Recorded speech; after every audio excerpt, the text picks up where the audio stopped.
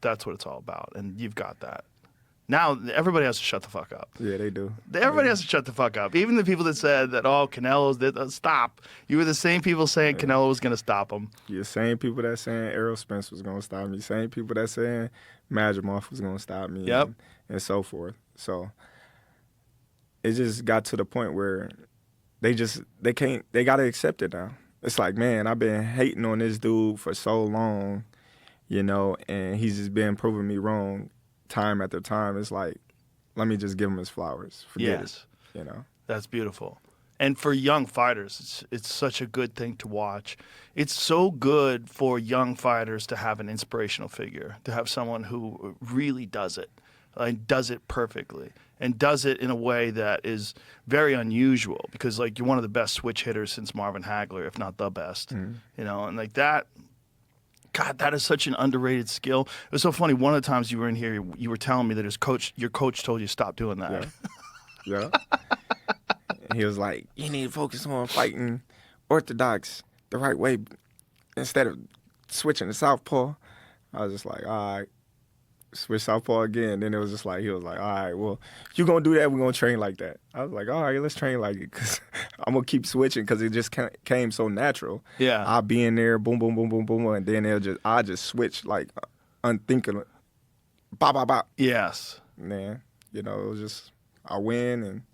He was all right, we're going to train like that. Well, it's such an underrated aspect of boxing if you can do it, because you have to recalibrate where everything is coming from every time you switch. Different angles, all that. In MMA, it's become commonplace. In the beginning of MMA, it was a lot of people would stand one way or the other. And now a large percentage of these young guys coming up are constantly switching, because it hides combinations, it hides different techniques. There's so many different things you could do in MMA off a switch, because you're switching and kicking, you're switching and punching, you're kicking, and then now you're in southpaw and you're throwing left hands instead of right hands. It's like things are there's so much overload of the mind where you have to calculate all these different things. And if you don't spar on a regular basis with a very crafty guy who switches a lot, it could fuck you up inside the cage. Yeah, because some people, they have better chances on one side than the other, you know, and then when you switch on them, it's just like, oh, I hate fighting southpaws. Right. You know, and just do something to their brain, you know, because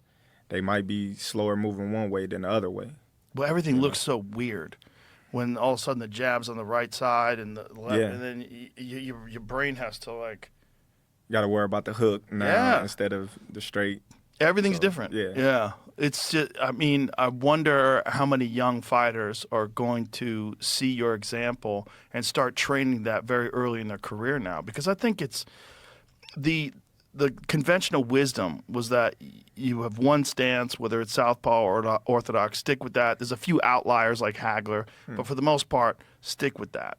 But I don't think that's the way to go. I think great fighters have stayed in one stance. But I think the way to go is having the ability to switch up. Yeah, it's always, you know, beneficial if you can have it and not need it, than to need it and ain't got it. Yes. You know, like, okay, it's cool that I don't need it for this fight, but I got it in my bag just in case I have it. Yes. You know, and that's like me. I got it all. Yeah. Do you think you're going to train people?